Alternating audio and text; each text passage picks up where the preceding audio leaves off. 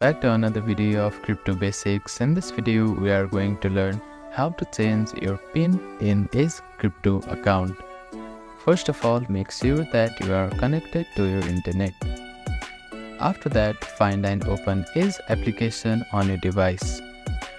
Make sure that you are logged into your account. Now, you will see three lines which is at the top right corner of your screen. Click on it and you can find settings option.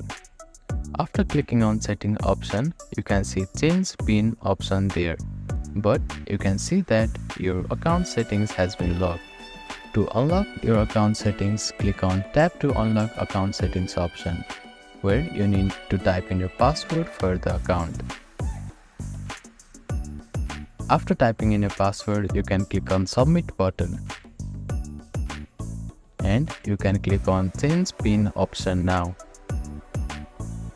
After that, type in the 4-digit PIN here and click on done button.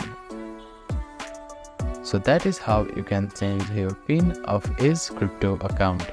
Thank you for watching this video. Please do not forget to like, share and subscribe to our channel and comment down if you have any queries.